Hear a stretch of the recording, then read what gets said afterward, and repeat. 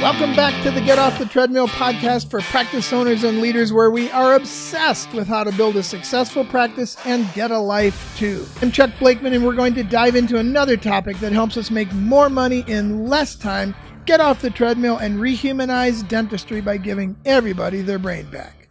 Today, we're going to talk about the 7 stages of practice ownership, how we got on the treadmill and why we can't get off. Stephen Covey says, begin with the end in mind. Most practice owners are not thinking about moving their practice from survival through success to significance. They are too busy managing everyday affairs. So both time and money are at a premium. All practice owners hope that going into practice for themselves will result in making more money and having more free time. The opposite is too often the case. Why are most of them working so hard? I think most of it is simply that they haven't put enough thought into how to take their practice to a higher level, to what I would call maturity, and by default, they make decisions based on the short term. So let's understand 2 things as we get into this: how we got on the treadmill, why we can't get off. These may seem obvious things, but as with raising kids, there are a lot of how and why on the road to maturity. So we need to first understand how a practice develops and matures, and then we'll understand why we can't get off that treadmill. There are 7 stages in the maturity cycle of practice ownership. Why 7? Okay, there might be 5, there might be 12, but I found 7 that seem clearly different enough to call stages of a practice. I don't measure the practice against itself because that really tells us very little about whether a practice is providing us both time and money.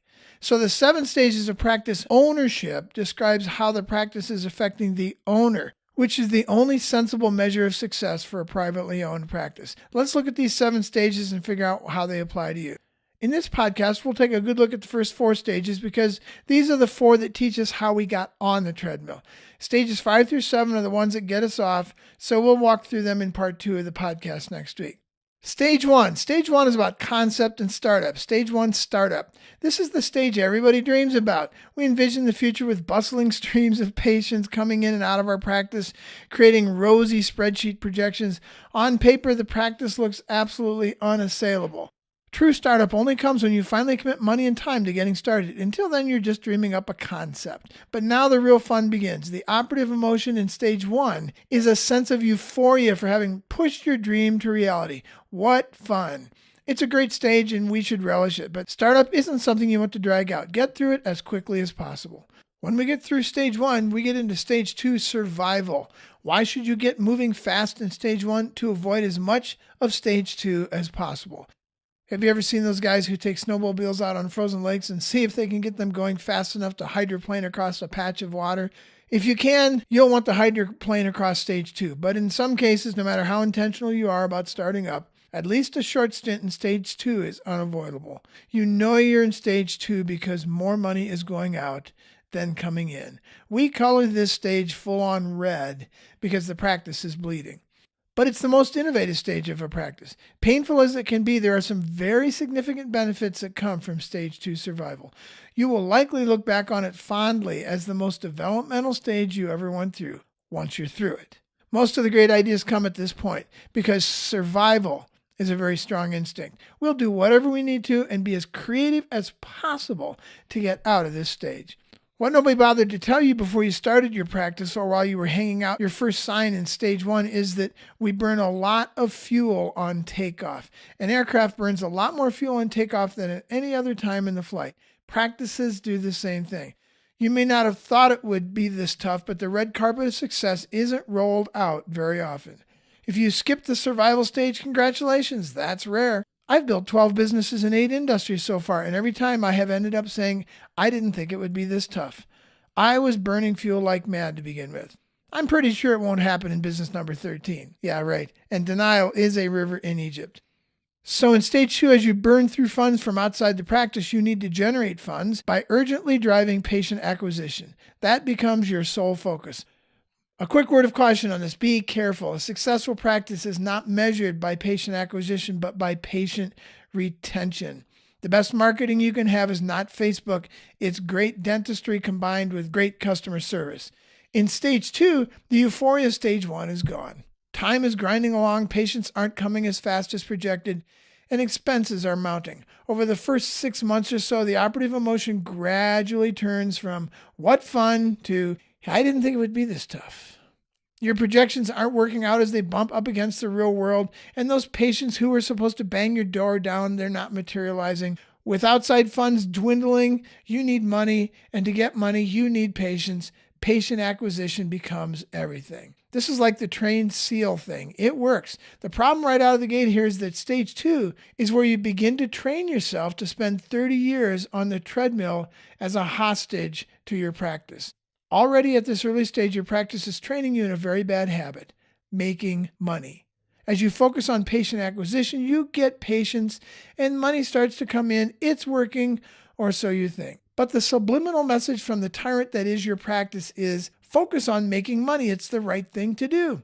Your practice is that little man behind the curtain in The Wizard of Oz, huffing and puffing, steaming and shouting, training you to give yourself to the wrong activities. It's leading you down a very bad path, developing a business habit that is killing your practice, making money. Of course, you don't see it this way because this month's bills are a critical and very real need. But repeating this focus on short-term gain over and over begins to develop the treadmill doc in you that you never intended to become. Unfortunately, the next 2 stages of practice development continue to reinforce this crazy upside-down view of success.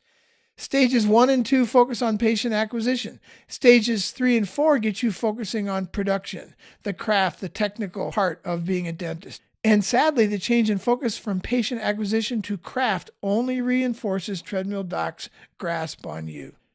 In stage 3, your accountant comes to you. By the way, that's if you got one. I can't believe how many docs are doing their own accounting 20, 30 years in. Your accountant comes to you and says, good news, you've broken even for the last 3-4 months. Your response, holy cow, I'm breaking even. The first time this happened, you slump in a chair and stare at the wall with a mixture of disbelief, exhaustion, and maybe growing excitement. This practice just might be viable after all. Then the celebration begins. Pop the champagne, head for the islands. We've got a real practice here. The euphoria you had in stage 1 but lost in stage 2 is back. Not so fast. Maybe for a minute. In Subsistence, stage 3 Subsistence, the owner is able to pay all the bills, including their personal ones. And again, I'll say this over and over, your income is not profit, it's an expense. You need to pay that bill too. But the joy of it, you get them all covered. For the first time in months, there's no red in the ledger at the end of the month, either in the practice or in the personal checkbook. It's better than stage 2, but that euphoria doesn't last long. Subsistence looks great having just emerged from the survival stage. It's like going from living in a tent in the desert to a rough cabin with holes in the walls, a subsistence garden, outdoor plumbing, and a muddy creek running by. It's not the Taj Mahal, but compared to where you just were, it seems really grand for a very short while. Your lifestyle really hasn't improved from stage 2. It can't because stage 3 doesn't have any fudge room. There's no slush fund. You, the practice owner, can pay all your bills, but you hope patients aren't slow paying their bills. By the way, if you're early in your practice and you're not using a service like Care Credit, I would recommend you get connected with that kind of service quickly. It will help your patients and your cash flow. But generally, fancy vacations, even vacation as a thought, may be out of the question. The practice is too fragile. It seems that if you even sneeze, you might lose patience. So in stage 3, your lifestyle is still on hold. But at least you're breathing easier. It's all about the basics. But the basics look great because they're finally paid for. The practice focus shifts to production, delivering on the patient services you worked so hard to sell in stage 2. You're now fully entrenched as the producer, the artisan, the craftsperson. Unfortunately, the tyrant that is your practice is still teaching you bad habits. You're continuing on the path of becoming treadmill doc without even knowing it. The operative emotion in stage 3 is, wow, I made it. If I stop, the practice stops, but I have no intention of stopping. Of course you don't. But subsistence doesn't look good for long. The biggest, scariest hole is the inability to relax at all. Your personal focus on production is absolutely critical because any snafu can result in the loss of a patient you can't afford to lose. Stage 2 survival is behind you, waiting for you to slide right back into it. So you commit to offer the best dentistry you can offer, and you devote all your time to personally being the fully dedicated professional or craftsperson. It's all on your shoulders now. You have become treadmill doc. And your personal life is clearly on the back burner because of it. Without this manic focus on the practice you rationalize, you won't ever have a personal life again anyway. You wonder if you'll ever get to relax again. Days seem longer than weeks and weeks longer than months. Then something great happens and you finally get the break you've longed for. This is stage 4. Your marketing, your reputation, your referrals, all of that stuff finally starts to kick in. For the first time, you have money left over at the end of the month, actual profit. Until this point, the word profit meant anything I can take home to pay my personal bills. For the first time, you understand what your accountant has been trying to explain to you, that income is not profit. It's actually an expense. Profit happens after you pay all your bills and after you pay yourself. Now you've got profit. A new and wonderful question forms in the practice. What will you do with that extra $2,500 this month? Should you take it home as salary and use it as a down payment on a hot tub? Or buy that shiny object you lusted over a few months ago that might help your practice? Or should you just sit on it until next month and see what happens? On one of my many trips to Africa, I learned about the only number that matters in business, freedom money. I was trying to explain profit to practice owners who make $1 a day selling eggs and little plastic bags of water. I stumbled onto the term freedom money and have called profit freedom money ever since. Every other dollar in your practice is spoken for to pay for your lease, your technology, your stakeholders, and your ever-present loans. But when you have freedom money, you can look at it and say, what should I do with this? In the final analysis, freedom money, literally net profit, is the only number in business that matters. A stage 4 stability owner regularly has more revenue coming in than expenses and salary going out. When the practice is regularly profitable, the owner's lifestyle has improved dramatically. Hot tubs, vacations, probably very short ones because it's all on your shoulders, distractions for the kids, it's all coming back into reach. A stage 4 practice can even generate millions in income for the owner, but big money will never get either the practice or the owner to stage 5. That's because the tyrant that is your practice is still training you to focus on making money personally. And the more money you make, the faster your treadmill goes. Stage 4 is a crazy and wonderful time. And it's much crazier because you focus 3+ stages on making money rather than building a practice that makes money, which, if you remember, is what you ought to be doing to become Freedom Doc, not Hostage Doc. Your newfound profit distracts you for quite a while from seeing any problem with remaining in stage 4. You've moved from that rickety cabin to a beautiful house with indoor plumbing and a grocery store in the corner. They even deliver. The lifestyle you've created for your family is great. You've joined the American dream. You've got money, friendly neighbors, and a humming practice that keeps the whole thing afloat. You can buy a hot tub and go on vacation a couple times a year, but something is missing. You actually don't get to enjoy it all. Over time, you realize that what you may have imagined when you started to practice looks a lot like the lifestyle your spouse and your kids are enjoying. There's a nagging remaining question. What about me? The constant nagging of the practice for your attention prevents you from fully enjoying it like you should. The practice is dependent on you for way too many functions, and if you do get away, you are greeted by a pile of problems when you get back. Weekends and the few short vacations you get seem to be times just to recharge so you can head back into the office with some energy. But using your downtime to just recuperate is not what you bought into, or so you thought.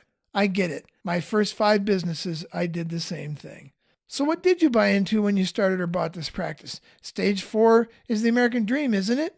But things begin to dawn on you. First, you realize you could have bought the hot tub and gotten a few weeks of vacation a year by just staying in corporate dentistry and without all those sleepless nights wondering if the practice was going to survive. Then suddenly you realize that what you have built for yourself is not a practice, but a job. You're an employer of yourself, and the tyrant that is your practice has trained you well with its command to go make money. But all you have is riches. And you have successfully built a great treadmill for yourself. Remember, freedom requires both time and money, not just money. You may be rich in stage 4, but you won't be wealthy until you get to the latter stages. Do you feel trapped? There are 2 simple reasons why most practice owners never get out of stage 4 stability. Number 1, the practice taught you that making money should be your primary focus in stages 1 through 4. In the first 2 stages, the tyranny of the urgent had you personally focused on patient acquisition, and the next 2 stages, it had you personally focused on being the producer, being the craftsperson, all because you need to make money to pay the bills and turn a profit. The other reason you don't get off the treadmill is when you get tired of sending your family to the boat on your way to the office, you look around and you saw, well, other successful practice owners are doing the same thing. The practice owner who seems to have a lot of free time and a light heart seems to be a rarity, if you even know one. So they must be the exception. You think that what you're experiencing must be normal. At this point, quiet desperation can set in. I feel like I'm on a treadmill and I don't see a way off. The practice hasn't taught you how to get off, and the practice owners around you don't seem to be doing it any differently. Subconsciously, you have become a hostage to your practice with no end in sight. You are now hostage, Doc, and you believe that this is all there is. Why the analogy to being a hostage? I think it's important. A prisoner may not control a lot of the present, but even a prisoner controls their future. They know what the rules are while they're in prison, what good behavior will do for shortening the sentence, and most importantly, exactly the day they will be free. There is a date to look forward to when things will be different. Research shows that being a hostage for a very short period of time has a much more damaging effect on someone than being a prisoner for a much longer period of time. Why? Because of that unknown. The rules are unclear or always changing, and the prospect is endless captivity, never knowing when it might end, or worse yet, how it might end. Unfortunately, most practice owners are hostages to their practice. But this does not make it normal. It's only average. And it messes with your head daily, as you know. When you as practice owners focus on making money, you have no idea where you're going, and therefore by default, you can't possibly know what the rules are for getting there. Because you're making a lot of money in stage 4 is the most dangerous stage in dentistry. It's the first stage where you finally have riches ranging from minimal to lavish. You've sweated bullets to get here, and the urge to escape any future risk to get to another stage keeps you here for the rest of your working life. A stage 4 practice can throw off a lot of money, but it won't give you much time to enjoy it. Worse yet, most of us don't realize there are other stages beyond this. You believe that stage 4 is the pinnacle of success, the American dream. You're profitable. What more could you possibly want? The only thing left is to see how much more money you can make than the hostage doc a couple miles away. It's truly the most dangerous stage, as evidenced by the fact that almost every practice settles in here and never gets to stage 5 success, stage 6 significance, or stage 7 succession, which we'll talk about in the next podcast. So why do you believe you've made it? It is because the tyranny of the urgent has overwhelmed the priority of the important and has claimed another victim without meaning to. You've become Treadmill Doc. But don't despair. There's hope. There is a way off this treadmill. You keep thinking about that one practice owner you know who seems to have a light heart and a quick step, who can get away from her work regularly. And when she does, she seems to enjoy the time rather than spend it trying to recover from work. You keep dismissing her as the exception. That's exactly what she is, but that doesn't make her a freak. She's actually quite normal. And the overwhelming majority of practice owners who have stalled out in stage 4 are not normal at all. They're just average. She is normal. I would say let's become normal. Let's get out of average. Those who have become freedom doc realize the American dream as it was taught to us by the industrial age, but that is a lie. It's not normal to stop at stage 4, but almost everybody is doing it for one simple reason. They never intended to do anything else. They never saw that there was another option. They bought the lie. They intended to make money, and they assumed that if they made money, they'd get a great life. They're making money. They don't have the great life. Remember, asking the right question is 90% of the answer. The question to ask is, how do I build a mature practice that makes money when I am not there? And when do I want to be there? So far, you've probably focused on the wrong question. How do I make money? Let's become Freedom Doc. You can escape the tyranny of your practice and become normal too, if you just change the question in your head. That's what part 2 of this podcast next week is all about. So what do we do next? Well, obviously listen to part 2 of this next week, but there might be some things right now that you can do to begin to get off the treadmill. What are some things that you're doing that somebody else can do? Let's figure out how to get other people doing those things one at a time. Let's get a little plan of action. What are we going to do by when? And let's get some support on that from somebody. If this podcast was helpful, please subscribe by computer or by phone, or connect with us at www.gottsummit.com, 2 T's, G-O-T-T summit.com. That stands for Get Off the Treadmill. We have those summits quarterly for dental practitioners only. Or connect with us at www.chuckblakeman.com or email us at grow@cranksetgroup.com. Let's get off that treadmill. Let's get into the participation age. I look forward to seeing you in the next podcast. Thanks.